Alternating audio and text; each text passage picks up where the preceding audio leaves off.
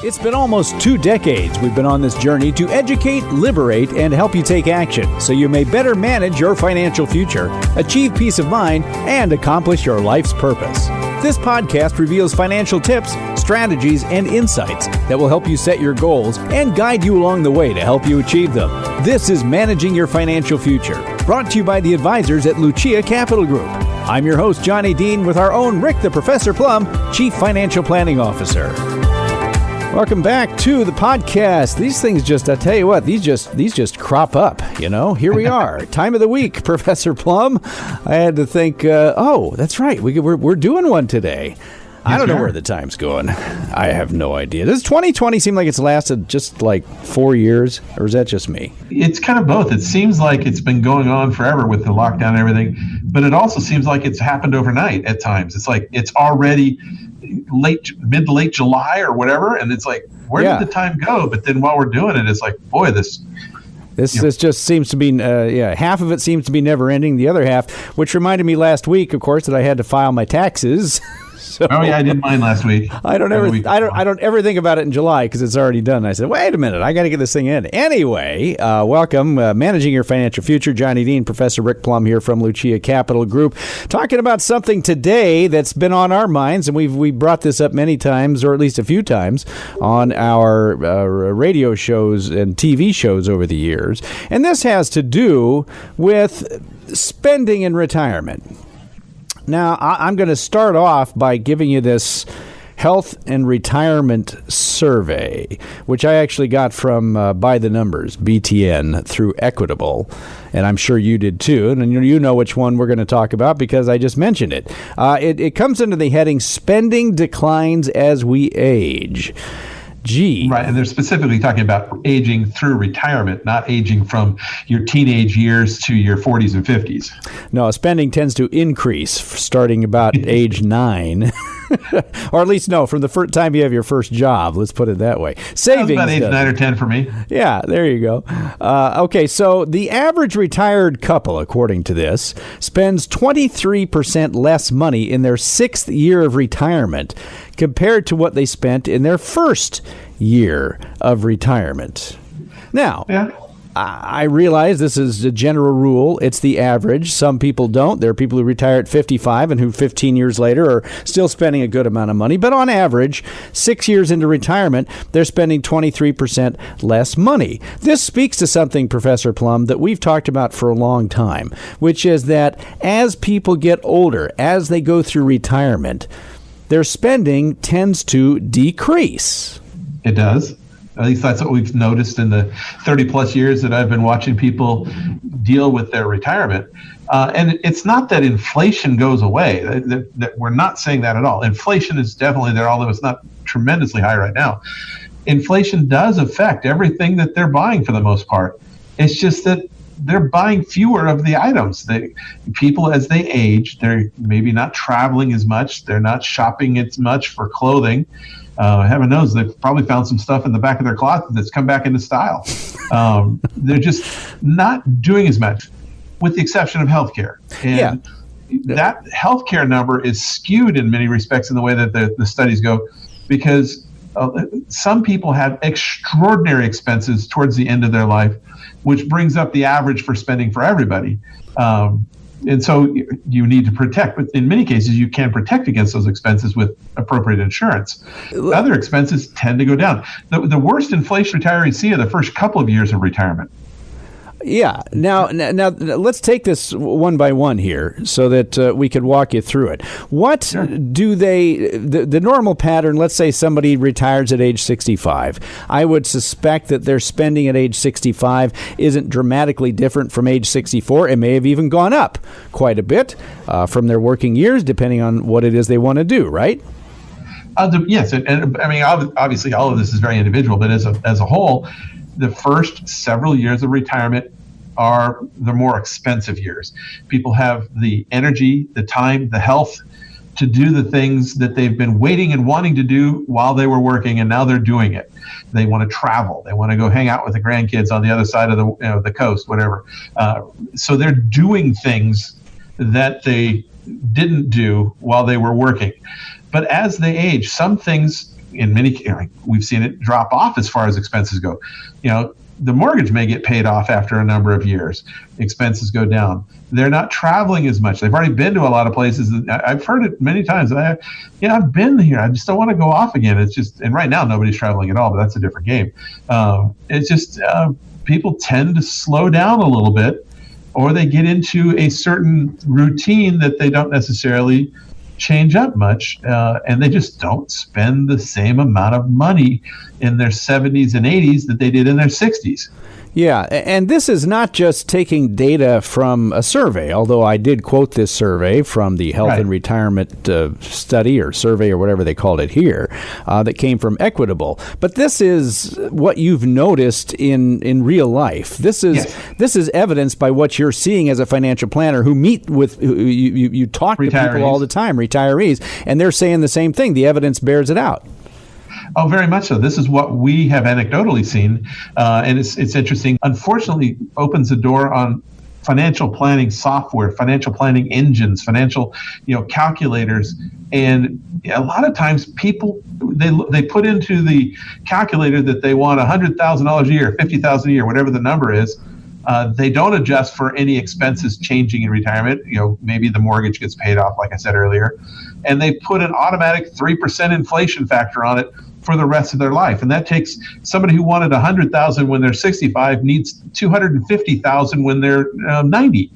And to be able to back into how much money I need at retirement, it's a pretty good sized number, and it scares people to a point where in some cases it scares them to where I'm never going to make it, so why even try? Well, so they don't save very much. They just say, forget it. Or they think I got to keep working for the next 10 years just to cover that. So here's what they do. It may not be that issue. Well, here's what they do. They say, I'm 65, I'm retired. Let's pick a number, just hypothetically $100,000, right? You just mentioned that. So I need $100,000 here at age 65. I just retired. That's going to pay my bills. It's going to keep me going. I'm going to be able to maybe travel and do this and that. So we have to factor in inflation. So you figure, well, at age 65, I need this. Maybe at age 69, 70, I'm going to need a little bit more. But realistically, they know at some point in their 70s, mid 70s, don't know quite where it is, we probably won't be traveling. We're not going to be buying as many clothes. We're not doing as much. Probably not eating as much, maybe not going out as much, all that kind of stuff. So real life, it starts to taper off. But as you just mentioned, financial planning, some retirement calculators, income calculators, all they do is they say, how much do you need at age 65? Let's pick that age again. How much do you need? I need this. Well, let's figure. What do you expect inflation to be? They plug that in. What do you expect generally inflation to be, Professor Plum? What would be a good number according to CPI? Well, again, it comes back to that old easy answer to every financial planning question. It depends. Right now, inflation is 1.5% to 1.7%. Historically, it's been in the 3-ish, maybe a little bit higher. I know that the government has wanted retirement planning to use a CPIE. They call it elderly. We call it experimental. It's actually a little bit higher, than the CPIU or CPIW. So it's a little bit higher. So it inflates the expenses even more. So it makes it look daunting to retire. You have to have a huge amount of money to be able to provide for that rising income path as you go along, and it makes it's a little scary at times. So it also depends on how your payments are structured. What are your needs? What is the money for? Like I mentioned, some people have mortgages still when they retire. They may have them for 10 years into retirement, and then the mortgage goes away. Well, first off, if they needed, $2,000 a month for out of that $100,000 of a year, so $24,000 a year out of the $100,000 a year to make a mortgage payment, and you were going to apply an inflation factor, you don't need to apply the inflation factor to the entire $100,000 because the mortgage is a fixed expense. If it's a fixed mortgage, you don't need a full CPI for that. And then at some point, it might get paid off. It might not. I mean, we have to factor those things in. So all these things go into planning when you're looking at how much do we need to have for retirement going forward. Well, you said it can scare some people, and it does because they plug in the number, and they say, well, I need 100,000 now at age 65, so let's take a guess at inflation, a wild guess, 2%, I don't know, maybe 3, 2.5, somewhere in there.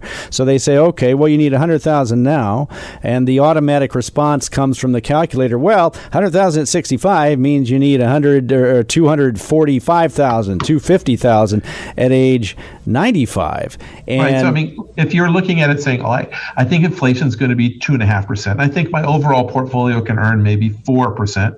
I want 100,000 a year for the next 25 years. It tells you need $2 million. Over $2 million before you can retire. And that may scare some people.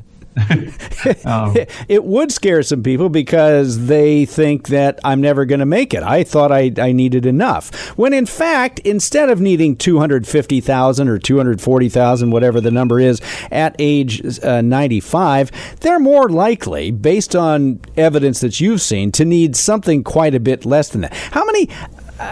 just realistically, if you think about it, how many 95-year-olds are spending $200,000 a year?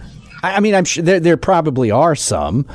Oh yeah, but not those who needed just not the 30 average years or the ago. normalized retiree. I mean, they were the fairly wealthy ones to begin with. And there is the one category that we haven't talked about that does blow the budget out of the water, and that is healthcare.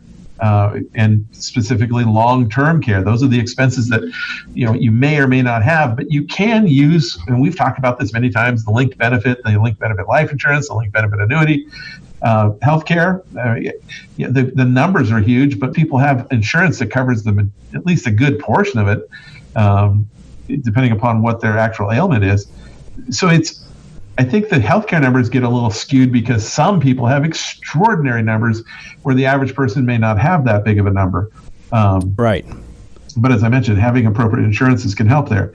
But I think that this is the problem with financial planning software is it puts these numbers in and just grows them out of sight, and it makes things difficult. Also, on the other side, it takes your portfolio and uses a standardized portfolio. Okay, balanced portfolios have averaged X over the last 20 years, and they don't adjust it for the fact that there's a different rate of return for a buy and hold balanced portfolio than for a balanced portfolio that's distributing cash on a regular basis. And they say, well, you earn 6% on average.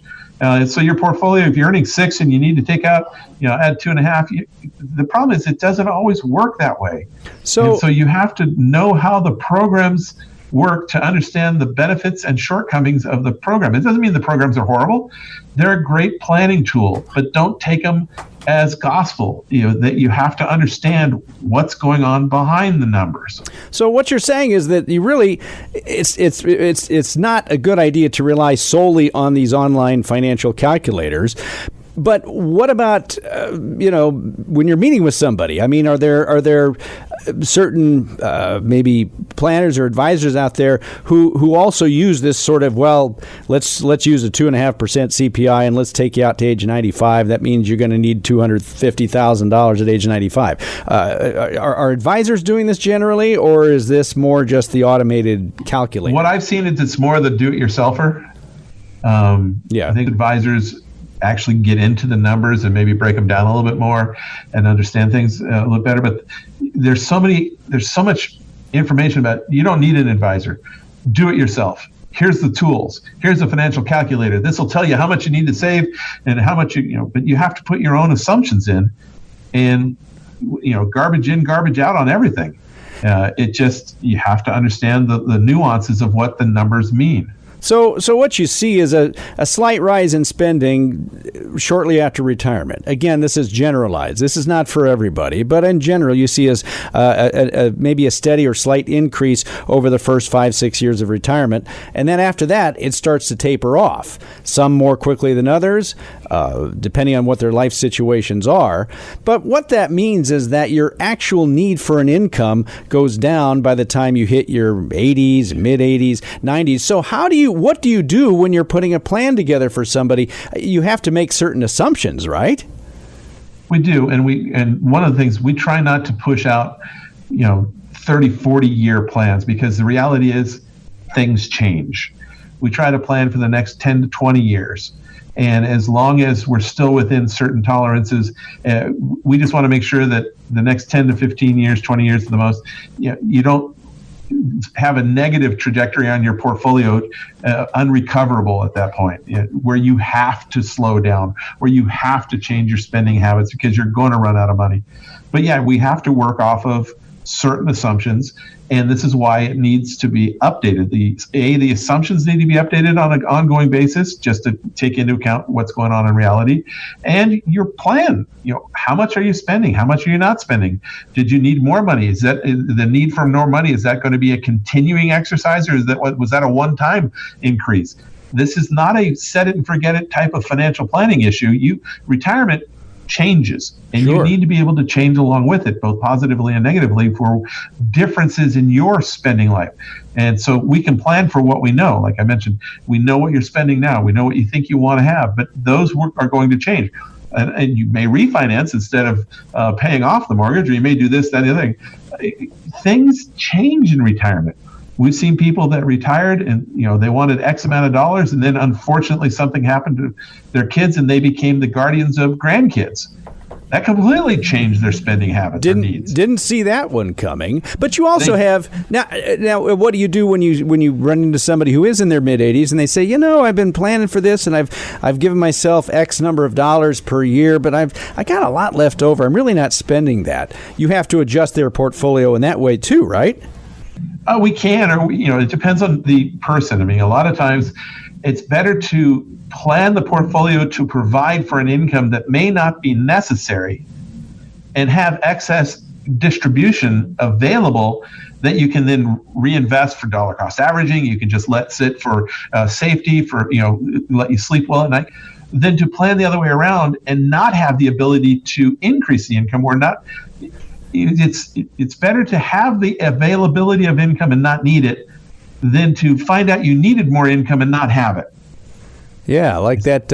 Was that a bail bonds commercial? I stole that from the bail bonds. That's what guy, you yeah. think you had to better to know me and not need me than to need me and not know me. Yes, it's better to have the income and not need it than to need the income and not have it. Right, and if you have it and you have a lot left over, maybe you can make certain adjustments. You don't. It's the discussion of what to do with excess cash. Always it's better. So much easier of a discussion than to, what am I going to do? I don't have enough income. Where am I going to find this? Discussion. That's right. Finding the cash could be a little bit more of a problem, which is why you actually have to strategize, which is why we do this.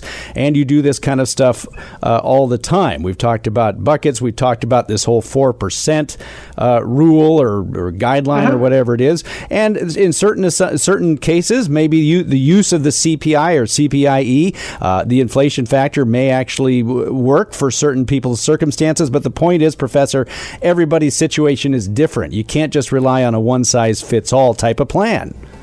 Nope, and that's why you need it to be tailored to you, your risk, your feelings, your spending, your income that you have from other sources, the amount of assets you have in your portfolio. All of these come into play, and done properly, it can create a nice little picture on that puzzle. But you got to have the pieces in the right place. Yes, you do, which is why you talk to people like Professor Plum. And if you need the help of Professor or any of the folks at Lucia Capital Group, we're always here to help you out. Whatever you might need, whether it's strategy, whether it's income, whether it's lifetime income, and it's all the other stuff that we've talked about.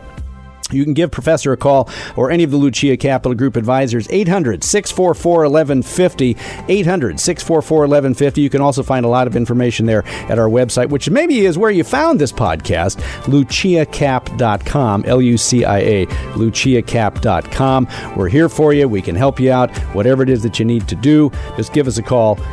Go to our website, 800-644-1150 or luciacap.com. Hey, we're out of time. Thanks very much for joining us, folks. We're going to catch you next time. For Professor Rick Plum and the entire crew at Lucia Capital Group, I'm Johnny Dean. Thanks so much for listening, managing your financial future, and we'll talk to you again next time. The information provided should not be considered specific tax, legal, or investment advice and is not specific to any individual's personal circumstances. To the extent that this material concerns tax matters, it is not intended or written to be used and cannot be used by a taxpayer for the purpose of avoiding avoiding penalties that may be imposed by law. Each taxpayer should seek independent advice from a tax professional based on his or her individual circumstances. Different types of investments and/or investment strategies involve varying levels of risk, and there can be no assurance that any specific investment or investment strategy, including the investments purchased and/or investment strategies devised by Lucia Capital Group, will be either suitable or profitable for a client's or prospective client's portfolio. Thus, investments may result in a loss of principal. Accordingly, no client or prospective client should assume that the presentation, or any component thereof, serves as the receipt of or a substitute for personalized advice from Lucia Capital Group or from any other investment professional. You should always seek counsel of the appropriate advisor prior to making any investment decision. All investments are subject to risk, including the loss of principal. This material was gathered from sources believed to be reliable. However, its accuracy cannot be guaranteed. These materials are provided for general information and educational purposes based upon publicly available information from sources believed to be reliable. We cannot assure the accuracy or completeness of these materials. The information in these materials may change at any time and without notice. Insurance product guarantees are subject to the claims-paying ability of the issuing insurance company and are subject to their terms and conditions. Insurance products offered through Lucia Securities, LLC, California Insurance License Number 0H40817. Lucia Securities is licensed to offer such insurance products as life, disability, long-term care, and annuities. Lucia Securities is also a registered broker-dealer, member FINRA SIPC, and the DBA for Lucia Insurance Services. Lucia Capital Group is a registered investment advisor and the holding company for Lucia Securities. Long-term care coverage policies and provisions may not be available in all states. Approval may be subject to the terms and conditions of the insurance company. Insurance product guarantees are subject to the claims-paying ability of the issuing insurance company and are subject to their terms and conditions. Annuities are long-term investment products designed for retirement purposes. Guarantees are based on the claims-paying ability of the issuer, subject to their terms and conditions. Early withdrawals may be subject to surrender penalties and, if taken prior to age 59.5, may be subject to an additional 10% federal tax. Annuities are not FDIC insured. Certain terms and conditions apply, so please read insurance company materials carefully. A dollar-cost averaging strategy does not guarantee a profit or protection from loss. Since such an investment plan involves continual investment in securities regardless of fluctuating price levels, you must consider your willingness to continue purchasing during periods of high or low price levels. Examples cited are hypothetical, are for illustrative purposes only, are not guaranteed, and subject to potential federal and state law amendments. There is no guarantee that you will achieve the results discussed or illustrated. The investment professionals are registered representatives with, and securities and advisory services offered through LPL Financial, a registered investment advisor, and member FINRA SIPC. Lucia Securities, LLC was acquired by LPL Financial August 2020. The investment professionals of Lucia Securities, LLC are now affiliated with LPL Financial and are conducting business using the name Lucia Capital.